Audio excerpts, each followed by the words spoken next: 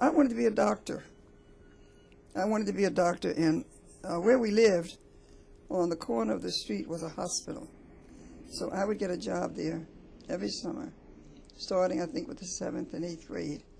And I just went into a different department every summer.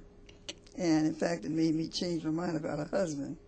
I always said I want a husband from the Bahamas, because my daddy and all of his brothers and men from the Bahamas are very good men, you know, very spiritual. And so at the hospital, though, I made a change, because this year, I forgot what year it was, but I went into the maternity wards. So I had to work with that, you know, they had us give us different experiences. And in the maternity ward, I used to see some women having babies, nobody came. Then I saw other women, they were there every night. The father was there every day. And I would start asking, where are you from?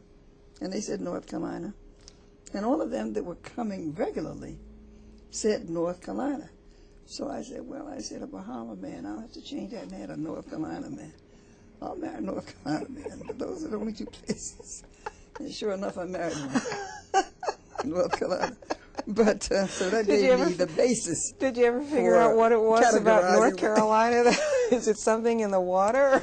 Well, I understand what he said is it's a history there that the fathers teach the children to be men, and the man is to take care of the house and take care of the family.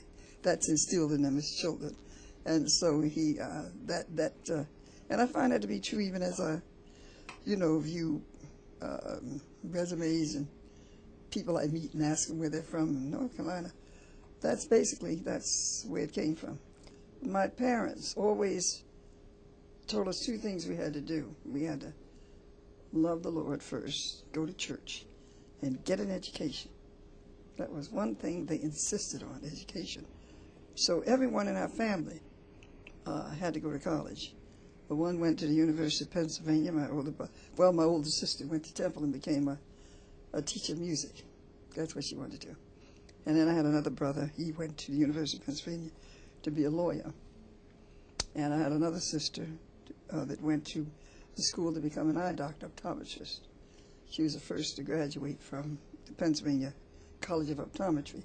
So all the children, they had to go to college, had to go to school, and they had to do that. That was something that was instilled in us.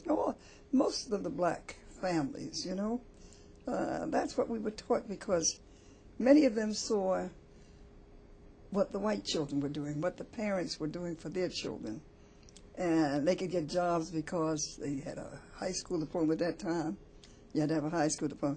But they wanted us to have more than that. And they were fortunate enough to have the money, which I didn't know, the money in order to help us to do whatever we wanted to do.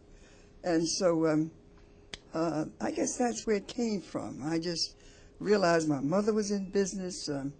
She had someone to take care of us.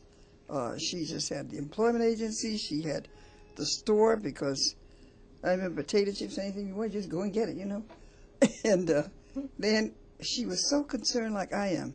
I take a lot, I guess a lot of my spirit comes from her, because she, my father and mother would help people, give them food, give them housing, and tell them when you get a job, and get them a job. She had an employment agency. So she did everything to help people. And whatever she seen that they needed, she would go ahead and open up a business for that. And when they got it, they could pay her. You know, they could come and get food and pay her later. So giving, and that's what I do.